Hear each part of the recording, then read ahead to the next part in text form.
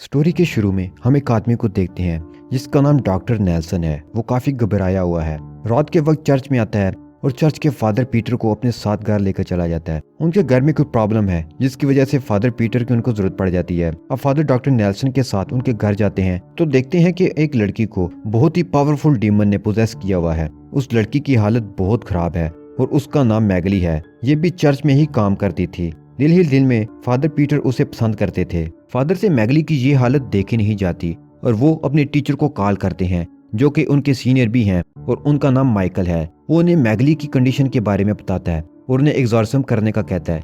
Father Michael कहते हैं कि 2 दिन वेट करो, अभी तुम्हारी ट्रेनिंग मुकम्मल नहीं हुई। फादर उनकी बात पर अमल नहीं करते और एग्जॉर्सिज्म शुरू करते हैं।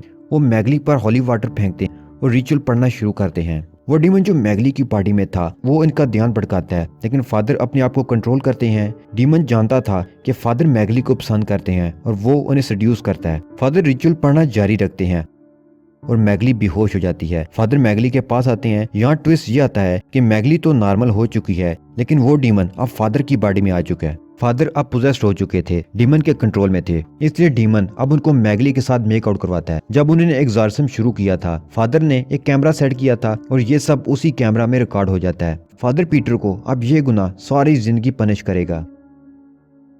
फिर सीन शिफ्ट होता है। हम देखते हैं कि 18 साल गुजर चुके हैं। फादर पीटर गांव वालों के लिए खाना लेकर आते हैं। फादर इन गरीब गांव वालों की हेल्प करते हैं और चर्च में यतीम बच्चों की देखभाल भी करते हैं। एक औरत फादर पीटर को बुलाने आती है। जब वो उसके घर में जाते हैं तो देखते हैं कि बच्चे की हालत बहुत खराब है। वो उस पर होली वाटर फेंकते हैं, लेकिन इस बच्चे पर कोई जिन्नात वगैरह नहीं थे, तो खुद वो उसे हॉस्पिटल लेकर जाते हैं। वहां जाने पर पता चलता है कि हॉस्पिटल में मेडिसिन वगैरह नहीं है, ना कोई इस बीमारी का प्रॉपर इलाज है। इस बीमारी में बच्चों के जिस्म पर मिस्टीरियस सुर्ख रंग के जख्म हुए। अब तक इस बीमारी से 4 बच्चों की डेथ हो चुकी है।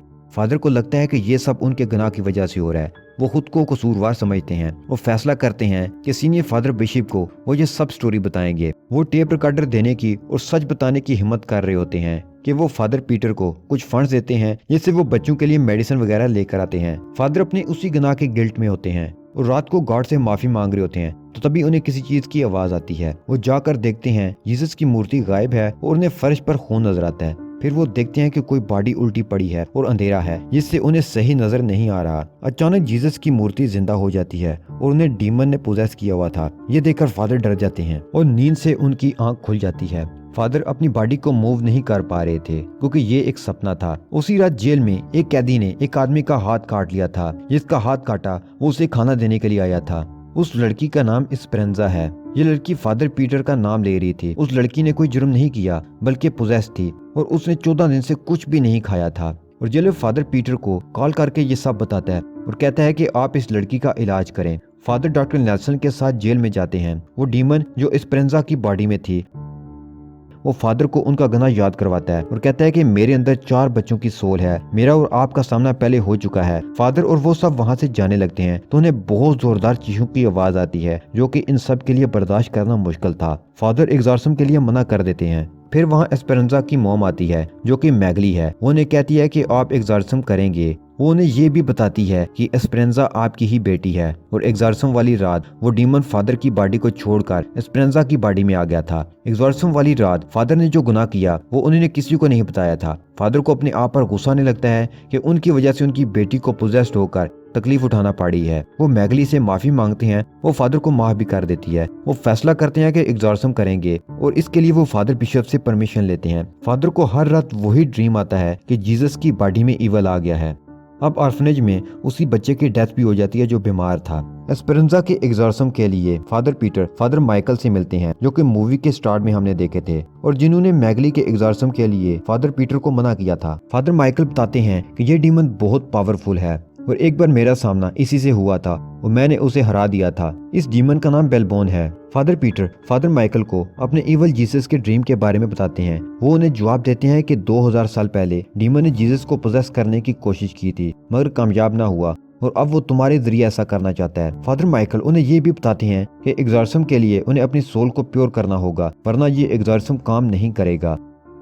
उसी रात ऑर्फनेज में सिस्टर कैमिला प्रे कर रही होती हैं तो वो देखती हैं कि मदर मैरी की मूर्ति गायब है और उन्हें ब्लड नजर आता है। उसे फॉलो करने पर वो देखती हैं कि एक चादर है। वो उसे हटा कर देखती हैं तो उसके अंदर एक मरे हुए बच्चे की बॉडी है। वो बहुत डर जाती हैं। फिर उन्हें मदर मैरी की मूर्ति दिखाई देती है, डीमन ने जिसे पोजेस कर लिया है। वो सिस्टर कैमिला को साथ ले जाती है। बच्चे बहुत डर जाते हैं और रूम को लॉक कर लेते हैं। रूम के अंदर कैमिला आती है जो अब पोजेस्ड हो चुकी है और बच्चों पर अटैक करने वाली होती है, लेकिन तभी वहाँ मैगली आती है और कैमिला को रोकती है। चीखों की आवाज सुनकर दोनों फादर वहाँ आते हैं और प्रेयर पढ़ते हैं। अब वो देखते हैं कि उन्हीं डीमन ने बच्चों पर अपना असर छोड़ दिया है और उनके जिस्म पर भी रेड कलर के जख्मों के निशान बन गए हैं। दोनों फादर एस्पेरेंजा से मिलने जाते हैं और डीमन बेलबोन को उकसाते हैं और वो डीमन फादर माइकल पर अटैक करके उनका एक कान काट लेता है।